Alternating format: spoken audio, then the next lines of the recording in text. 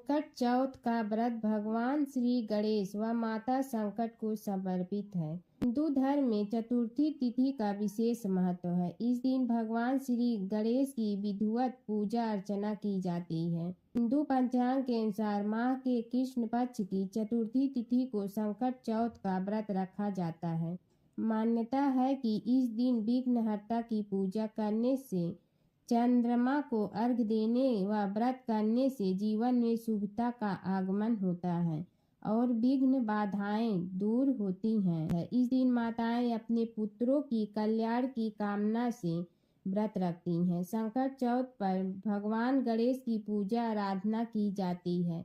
इस दिन भगवान गणेश की पूजा करने से सुख समृद्धि का आगमन होता है। संकट चौथ को संकट चौथ, तिलकुट चौथ, माघी चौथ या वक्रतुंडी चौथ के नाम से जाना जाता है। श्री गणेश चतुर्थी व्रत की पौराणिक कथा के अनुसार एक बार भगवान शिव तथा माता पार्वती नर्मदा नदी के किनारे बैठे थे। वहां माता पार्वती ने भगवान शिव से समय व्यतीत करने के लिए चौपड़ खेलने को कहा। शिव चौपड़ खेलने के लिए तैयार हो गए, परंतु इस खेल में हार जीत का फैसला कौन करेगा, यह प्रश्न उनके समक्ष उठा तो भगवान शिव ने कुछ तिनके एकत्रित कर उसका एक पुतला बनाकर उसकी प्राण प्रतिष्ठा कर दी और पुतले से कहा, बेटा, हम चौपड़ खेलना चाहता हूँ, परंतु हमारी हार जीत का फैसला करने वाला कोई नहीं है, इसलिए तुम बताना कि हम दोनों में से कौन हारा और कौन जीता। उसके बाद भगवान शिव और माता पार्वती का चौपड़ खेलना शुरू हो गया। यह खेल 3 बार खेला गया और संयोग से तीनों बार माता पार्वती ही जीत गईं। खेल समाप्त होने के बाद बालक से हार जीत का फैसला करने के लिए कहा गया तो उस बालक ने महादेव को विजयी बताया। यह सुनकर माता पार्वती क्रोधित हो गई और क्रोध में उन्होंने बालक को लंगड़ा होने, कीचड़ में पड़े रहने का श्राप दे दिया। बालक ने माता पार्वती से माफ़ी मांगी और कहा कि यह मुझसे अज्ञानतावश ऐसा हुआ है, मैंने किसी द्वेष भाव में ऐसा नहीं किया है। बालक द्वारा क्षमा मांगने पर माता ने कहा, यहाँ गणेश पूजन के लिए नाग कन्याएं आएंगी, उनके कहे अनुसार तुम गणेश व्रत करो, ऐसा करने से तुम मुझे प्राप्त करोगे। यह कहकर माता पार्वती शिव के साथ कैलाश पर्वत पर चली गईं।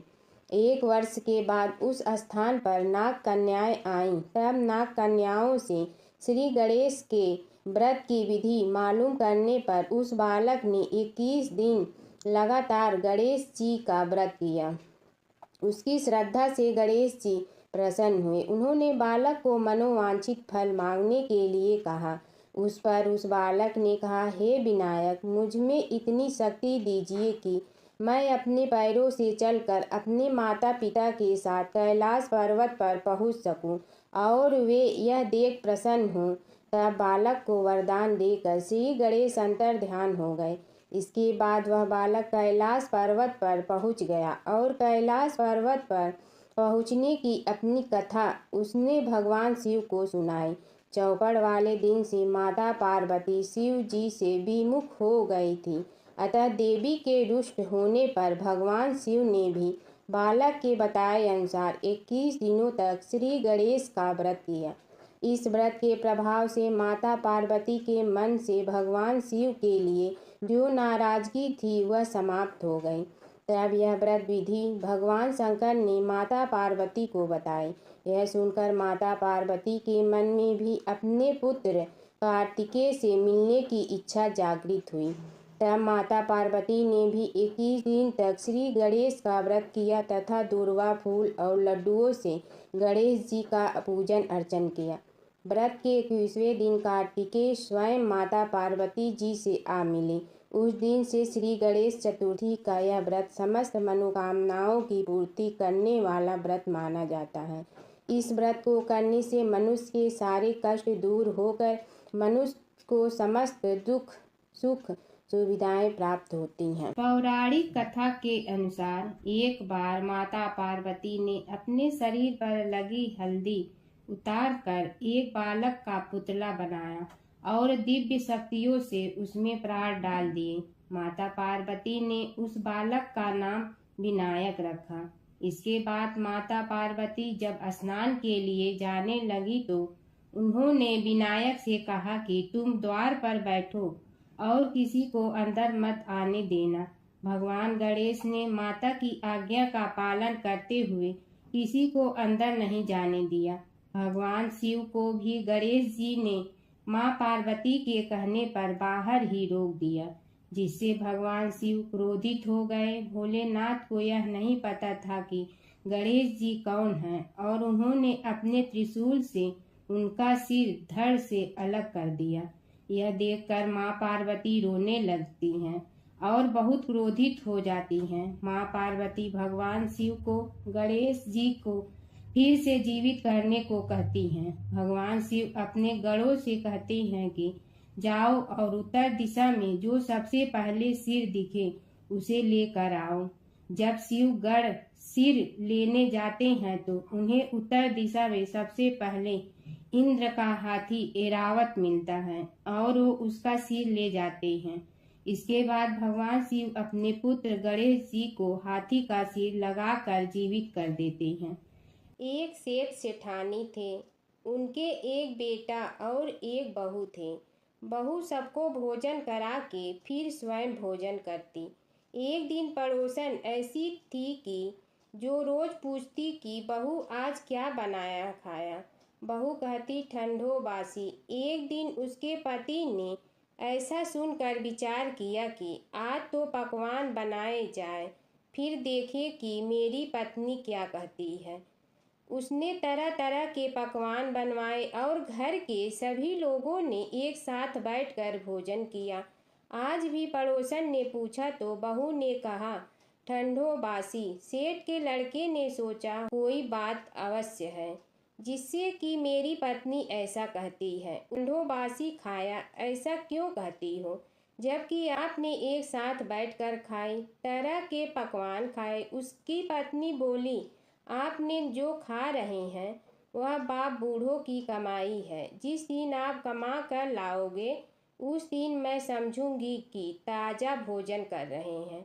अब एक दिन लड़के ने माँ से कहा मैं एक बड़े शहर में कमाई करने जा रहा हूँ। माँ बोली बेटा अपने पास इतना धन है कि माँ के मना करने पर भी बेटे ने स्वयं कमाने का दृढ़ निश्चय कर लिया और जाते समय पत्नी से कहा मैं जब तक कमा कर बहुत सा धन लेकर न आऊँ तुम चूल्हे की आग मत बुझने देना। एक दिन चूल्हे की आग बुझ गई तो वह मन ही मन घबराने लगी, कहीं मेरे पति पर संकट तो नहीं आन पड़ी। जल्दी से पड़ोस में से आग लाकर चूल्हे में रख। ऐसा विचार करके पड़ोस में गई। वहाँ पड़ोसन चौथ माता का व्रत पूजन कर रही थी। पड़ोसन ने कहा थोड़ी देर में आकर ले जाना। बहू ने पड़ोसन से पूछा आप यह व्रत क्यों करती हैं, इससे क्या मिलता है। पड़ोसन ने कहा चौथ माता के इस व्रत को करने से अन्न धन लक्ष्मी मिले और अपनी मनोकामना पूरी हो। अब बहू भी चौथ माता का व्रत करने लगी। दीवार पर चौथ माता बनाई। उस दिन घी गुड़ का चूरमा बनाकर रात्रि को चंद्रमा को अर्घ्य देकर भोजन करती। ऐसा करते करते बहुत दिन हो गए। चौथ माता ने उस बहू के पति को सपना दिया कि साहूकार का बेटा तू जागे कि सोवे, तेरी पत्नी बहुत याद कर रही है। घर जाकर उसकी चिंता मिटा। तू दुकान खोलकर कंकु केसर का पगल्या बना के बैठ जाना। आज तेरा हिसाब किताब चुकता हो जाएगा। अब तो चौथ माता ने जैसा कहा था वैसा ही हुआ। उसने घर जाने की तैयारी की और गाड़ी भर के धन दौलत ले जाकर रास्ते में एक बड़ा सा काला नाग फन फैलाए बैठ गया और कहने लगा आज तो मैं तुझे डसूंगा छोड़ूंगा नहीं, आज तेरी आय पूरी हो गई है। सेठ ने लड़के से कहा आज चौथ माता ने मुझे सपना दिया है, मैं पत्नी से मिलने घर जा रहा हूँ। वहाँ मेरी पत्नी बहुत चिंता कर रही है। मैं उससे मिलकर जरूर आऊँगा, तब तुम मुझे डस लेना। नाग ने कहा, तुम शपथ पूर्वक कह कर जाओ तो मैं तुम्हें जाने दूंगा, परंतु लौट कर नहीं आए तो तुम्हारे घर आकर मैं तुम्हें डस लूंगा। इस प्रकार सर्प को वचन देकर वह अपने घर पहुंचा। वहां सभी से हंसी खुशी से मिला और भोजन करने उदास होकर बैठ गया। उसकी पत्नी ने उदास होने का कारण पूछा तो पति ने काले नाग वाली बात बताते हुए कहा, यदि मैं उसके पास नहीं जाऊंगा तो वह घर आकर ही मुझे डस लेगा। पत्नी बहुत चतुर थी। उसने कहा कि आप घबराओ नहीं, लेट जाओ, मैं एक उपाय करती हूँ। पत्नी ने कमरे की 7 पीढ़ाओं धोई। पहली पीढ़ी पर रेत, दूसरी पर इत्र, तीसरी पर गुलाल फूल, चौथी पर शंकु केसर, 5वीं पर लड्डू पेड़ा, 6ठी पर गादी गलीचा और 7वीं पीढ़ी पर दूध का कटोरा भर कर रख दिए। इस प्रकार वह 7 ही पीढ़ी सजा कर बैठ गई। आधी रात होते ही नाग आकर पीढ़ी चढ़ने लगा। पहली पीढ़ी पर रेत में लौट गया और कहने लगा कि सेठ की बहू ने आराम तो बहुत दिया, पर वचनों से बंध कर आया हूँ, सो डसूंगा अवश्य ही। इसी प्रकार 7 पीढ़ियों पर नाग आराम करता हुआ और कहता हुआ कि डसूंगा जरूर कमरे में जाने ही वाला था कि चौथ माता ने विचार किया कि मैं इसे नहीं बचाऊंगी तो संसार में धर्म कर्म और व्रत पूजन को कौन मानेगा। अब तो गणेश जी, चंद्रमा जी और चौथ माता ने उसे बचाने का विचार किया। चंद्रमा जी ने उजाला किया, चौथ माता ढाल बनी और गणेश जी ने तलवार लेकर नाग को मार दिया और ढाल से ढक दिया। अब बहू भी थकी हारी सो गई। दिन उगा तो लोग बेटे से मिलने आए, परंतु बेटा बहू तो उठे ही नहीं थे। बहुत देर हो गई तो माँ उन्हें उठाने गई। माँ ने 7 पीढ़ियों पर जो कुछ देखा तो बहुत घबराई और बेटा बहू को आवाज लगाई। बेटा बहू उठे तो देखा कि एक ढाल तलवार वहां पड़ी है। अब ढाल उठाई तो वही काला नाग मरा हुआ था। बेटा बहू ने सोचा कि आज तो धर्म कर्म ही आड़े आए, जो भगवान गणेश जी और चौथ माता ने अपनी रक्षा की। हे चौथ माता, आपने जैसी सेठ के बेटे बहू की रक्षा की, वैसे सबकी रक्षा करना। बोलो चौथ माता की जय। गणेश जी की कहानी। पौराणिक कथा के अनुसार एक समय की बात है, गणेश जी अपने दोनों हाथों में 2 कटोरी लेकर पृथ्वी पर भ्रमण कर रहे थे। एक कटोरी में दूध था तो वहीं दूसरे कटोरी में कच्चे चावल थे। दोनों कटोरियां काफी छोटी थीं, लिहाजा दूध और चावल बहुत ही कम थे। गणेश जी ने पृथ्वी पर कई लोगों से खीर बनाने का आग्रह किया, लेकिन सभी ने मना कर दिया, क्योंकि जरा सी मुट्ठी चावल और थोड़े से दूध से खीर बनना संभव नहीं था। तभी श्री गणेश एक बुढ़िया के दरवाजे पर पहुँचे। बूढ़ी अम्मा खीर बनाने के लिए मान गई। तब गणेश जी ने बूढ़ी अम्मा से 2 बोर लाने को कहा। अम्मा ने कारण पूछा तो गणेश जी ने कहा कि इन दोनों कटोरी में मौजूद दूध और चावल को बोर में खाली करना है, ताकि बोरा भर कर खीर बन सके, जिससे पूरा गांव इस खीर का सेवन कर सके। बूढ़ी अम्मा ये बात सुनकर चौंक गई और बोली कि यह तो संभव ही नहीं है कि जरा से दूध और चावल से बोरा भर जाए। लेकिन फिर गणेश जी के कहने पर वह 2 बोरे ले आई और उन चावल और दूध को उन बोरों में डाल दिया। इसके बाद बोरे चावल और दूध से भर गए, जिसे देख बुढ़िया हैरान रह गई। इसके बाद उन्होंने खीर बनाना शुरू किया। बूढ़ी अम्मा खीर बनाकर गांव वालों को बुलाने के लिए जाने लगी और गणेश जी से बोली कि आप स्नान कर लीजिए, मैं आपको भोग लगाकर ही गांव में खीर बांटूंगी। इसके बाद गणेश जी स्नान के लिए चले गए और दूसरी तरफ बूढ़ी अम्मा गांव वालों को बुलाने के लिए चली गई कि तभी बुढ़िया की बहू आई।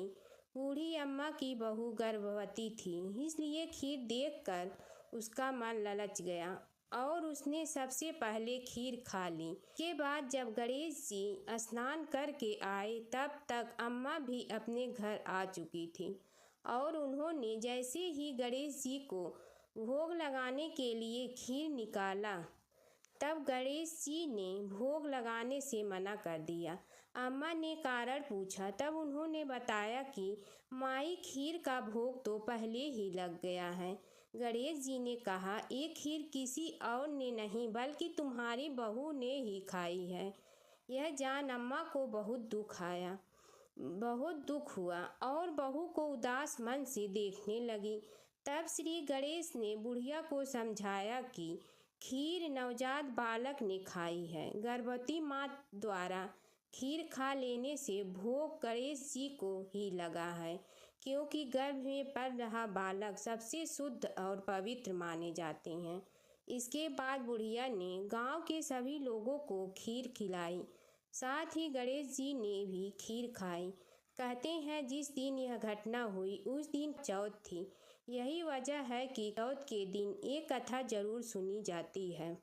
गणेश चौथ व्रत कथा के अनुसार एक समय रावण ने स्वर्ग के सभी देवताओं को जीत लिया। वह संध्या करते हुए बाली को पीछे से जाकर पकड़ लिया। वानर राज बाली रावण को अपनी बगल काख में दबाकर किष्किंधा नगरी ले आए और अपने पुत्र अंगद को खेलने के लिए खिलौने दे दिया। अंगद रावण को खिलौने समझकर रस्सी से बांधकर इधर उधर घुमाते थे। इससे रावण को बहुत कष्ट और दुख होता है। एक दिन रावण ने दुखी मन से अपने पितामह पुलस्त्य जी को याद किया। रावण की यह दशा देखकर पुलस्त्य जी ने विचारा कि रावण की यह दशा क्यों हुई। उन्होंने मन ही मन सोचा, अभिमान हो जाने पर देव, मनुष्य व असुर सभी की यही गति होती है। पुलस्त्य ऋषि ने रावण से पूछा कि तुमने मुझे क्यों याद किया। रावण बोला, पितामह मैं बहुत दुखी हूँ। ये नगरवासी मुझे धिक्कारते हैं और अब ही आप मेरी रक्षा करें। रावण की बात सुनकर पुलस्त्य जी बोले, रावण तुम डरो नहीं, तुम इस बंधन से जल्द ही मुक्त हो जाओगे।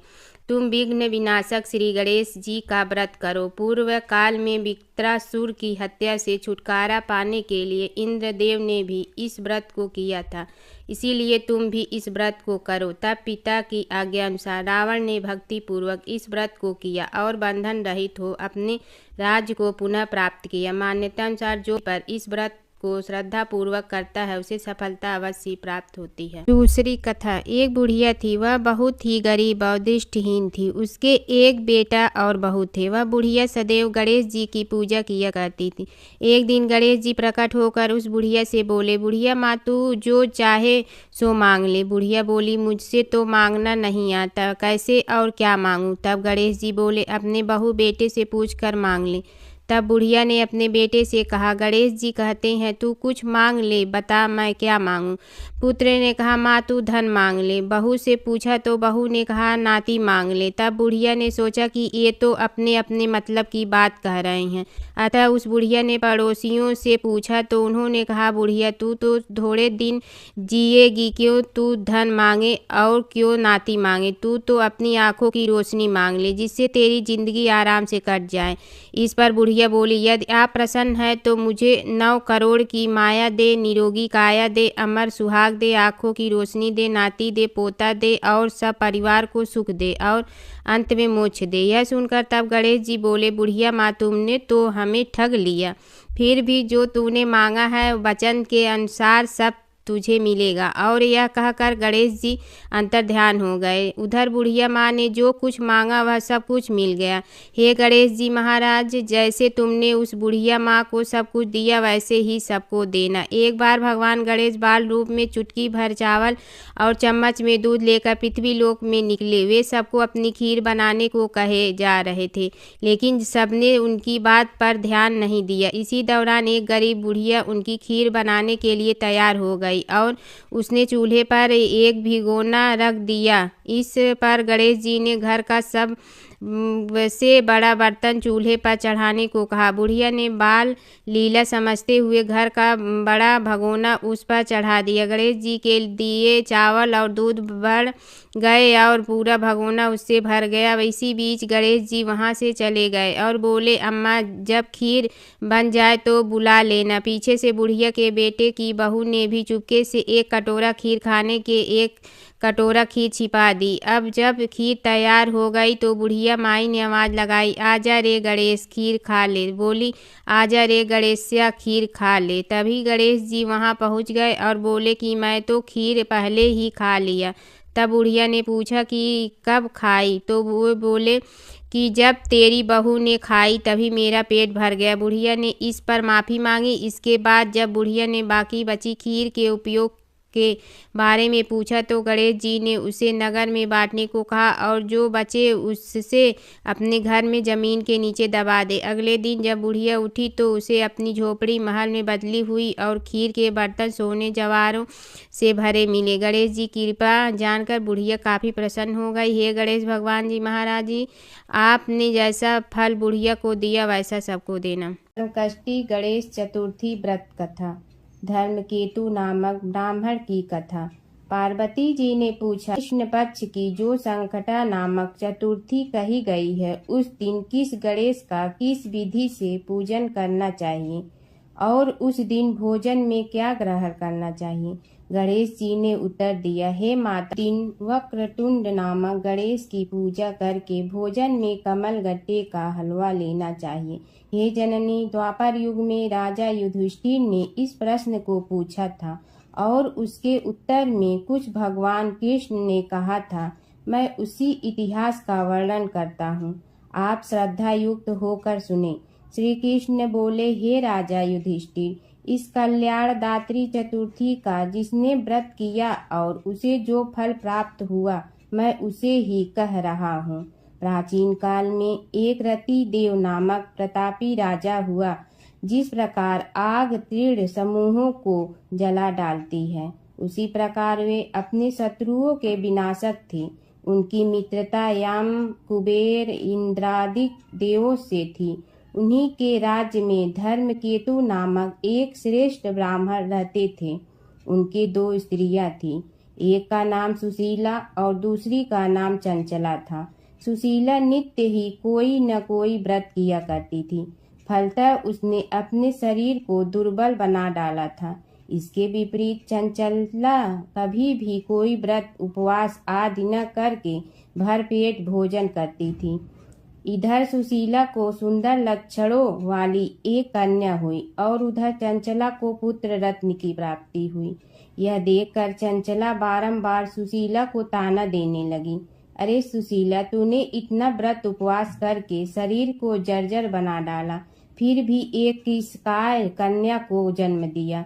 मुझे देख, मैं कभी व्रतादि के चक्कर में न पड़कर हष्ट पुष्ट बनी हूँ और वैसे ही बालक को भी जन्म दिया हूँ। अपनी सौत का व्यंग बाण सुशीला के हृदय में चुभने लगा। वह पतिव्रता विधिवत गणेश जी की उपासना करने लगी। जब सुशीला ने भक्ति भाव से संकट नाशक गणेश चतुर्थी का व्रत किया तो रात्रि में वरदायक गणेश जी ने उसे दर्शन दिया। श्री गणेश जी ने कहा, हे सुशीले, तेरी आराधना से हम अत्यधिक संतुष्ट हूँ।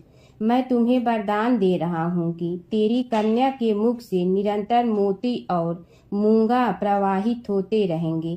हे कल्याणी, इससे तुझे सदा प्रसन्नता रहेगी। हे सुशीले, तुझे वेद शास्त्र वेता एक पुत्र भी उत्पन्न होगा। इस प्रकार का वरदान देकर गणेश जी वहीं अंतर ध्यान हो गए। वरदान प्राप्ति के फल स्वरूप उस कन्या के मुंह से सदैव मोती और मूंगा झड़ने लगा। कुछ दिनों के बाद सुशीला को एक पुत्र उत्पन्न हुआ। तदंतर धर्मकेतु का स्वर्गवास हो गया। उसकी मृत्यु के अंतर चंचला घर का सारा धन लेकर दूसरे घर में जाकर रहने लगी, परंतु सुशीला पति गृह में रहकर ही पुत्र और पुत्री का पालन पोषण करने लगी। उस कन्या के मुंह से मोती मूंगा गिरने के फलस्वरूप सुशीला के पास अल्प समय में ही बहुत सा धन एकत्रित हो गया। इस कारण चंचला उसे ईर्ष्या करने लगी। एक दिन हत्या करने के उद्देश्य से चंचला ने सुशीला की कन्या को कुएं में ढकेल दिया। उस कुएं में गणेश जी ने उसकी रक्षा की और वह बालिका सकुशल अपनी माता के पास लौट आई। उस बालिका की जीवित देखकर चंचला का मन उद्विग्न हो उठा। वह सोचने लगी कि जिसकी रक्षा ईश्वर करता है उसे कौन मार सकता है। इधर सुशीला अपनी पुत्री को पुनः प्राप्त कर प्रसन्न हो गई। पुत्री को छाती से लगाकर उसने कहा, श्री गणेश जी ने तुझे पुनः जीवन दिया है। अनाथों के नाथ गणेश जी ही हैं। चंचला आकर उसके पैरों में नतमस्तक हुई। उसे देखकर सुशीला के आश्चर्य का ठिकाना न रहा। चंचला हाथ जोड़कर कहने लगी, हे बहन सुशीला, मैं बहुत ही पापी और दुष्ट हूँ। आप मेरे अपराधों को क्षमा कीजिए। आप दयावती हैं। आपने दोनों कुलों का उद्धार कर दिया। जिसका रक्षक देवता होता है उसका मानव क्या बिगाड़ सकता। जो लोग संतों एवं सत्पुरुषों का दोष देखते हैं वे अपनी करनी से स्वयं नाश हो प्राप्त होते हैं। इसके बाद चंचला ने भी उस कष्ट निवारक, पुण्यदायक, संकट नाशक गणेश जी के व्रत को किया। श्री गणेश जी के अनुग्रह से परस्पर उन दोनों में प्रेम भाव स्थापित हो गया। जिस पर गणेश जी की कृपा होती है उसके शत्रु भी मित्र बन जाते हैं। सुशीला के द्वारा संकट नाहक गणेश चतुर्थी व्रत किए जाने के कारण ही उसकी सौत चंचला का हृदय परिवर्तन हो गया। श्री गणेश जी कहते हैं कि हे देवी, पूर्व काल का पूरा वृतांत आपको सुना दिया। इस लोक में इससे श्रेष्ठ विघ्न विनाशक कोई दूसरा व्रत नहीं है। श्री कृष्ण जी कहते हैं कि हे धर्मराज, आप भी विधि पूर्वक गणेश जी का व्रत कीजिए। इसके करने से आपके शत्रुओं का नाश होगा तथा अष्ट सिद्धियों और नवनिधियों आपके सामने करबद्ध होकर खड़ी रहेंगी। हे धर्मपरायण युधिष्ठिर, आप अपने भाइयों, धर्मपत्नी और माता के सहित इस व्रत को कीजिए। इससे थोड़े समय में ही आप अपने राज्य को प्राप्त कर लेंगे। दूसरी कथा। एक समय की बात है कि विष्णु भगवान का विवाह लक्ष्मी जी के साथ निश्चित हो गया। विवाह की तैयारी होने लगी। सभी देवताओं को निमंत्रण भेजे गए परंतु गणेश जी को निमंत्रण नहीं दिया। कारण जो भी रहा हो, अब भगवान विष्णु की बारात जाने का समय आ गया। सभी देवता अपनी पत्नियों के साथ विवाह समारोह में आए। उन सब ने देखा कि गणेश जी कहीं दिखाई नहीं दे रहे हैं। तब वे आपस में चर्चा करने लगे कि क्या गणेश जी को कोई न्योता नहीं दिया है या स्वयं गणेश जी ही नहीं आए हैं। सभी को इस बात पर आश्चर्य होने लगा। तभी सब ने विचार किया कि विष्णु भगवान से ही इसका कारण पूछा जाए। विष्णु भगवान से पूछने पर उन्होंने कहा कि हमने गणेश जी के पिता भोलेनाथ महादेव को न्योता भेजा है। यदि गणेश जी अपने पिता के साथ आना चाहते हैं तो आ जाते। अलग से न्योता देने की कोई आवश्यकता भी नहीं थी। दूसरी बात यह है कि उनको 1.25 मन मूंग, 1.25 मन चावल, 1.25 मन घी और 1.25 मन लड्डू का भोजन दिन भर में चाहिए। यदि गणेश जी नहीं आएंगे तो कोई बात नहीं। दूसरे के घर जाकर इतना सारा खाना पीना अच्छा भी नहीं लगता। इतनी वार्ता कर ही रहे थे कि किसी एक ने सुझाव दिया, यदि गणेश जी आ भी जाए तो उनके द्वारपाल बनाकर बैठा देंगे कि आप घर की याद रखना। आप तो चूहे पर बैठकर धीरे धीरे चलोगे तो बारात से बहुत पीछे रह जाओगे। यह सुझाव भी सबको पसंद आ गया तो विष्णु भगवान ने भी अपनी सहमति दे दी। होना क्या था कि इतने में गणेश जी वहां आ पहुँचे और उन्हें समझा बुझाकर घर की रखवाली करने बैठा दिया गया। बारात चल रही थी तब नारद जी ने देखा कि गणेश जी तो दरवाजे पर ही बैठे हुए हैं। तो वे गणेश जी के पास गए और रुकने का कारण पूछा।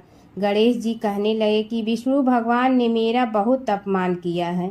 नारद जी ने कहने लगे कि अपनी मूसक देना को आगे भेज दे तो वह रास्ता खोद देगी जिससे उनके वाहन धरती में धंस जाएंगे। तब आपको सम्मान पूर्वक बुलाना पड़ेगा। अब तो गणेश जी ने अपनी मूसक सेना जल्दी से आगे भेज दी और सेना ने जमीन पोली कर दी। जब बारात वहां से निकली तो रथों के पहिए धरती में धंस गए। लाख कोशिश करे परंतु पहिए नहीं निकले। सभी ने अपने अपने उपाय किए परंतु पहिए तो नहीं निकले, बल्कि जगह जगह से टूट गए। किसी की समझ में नहीं आ रहा था कि अब क्या किया जाए।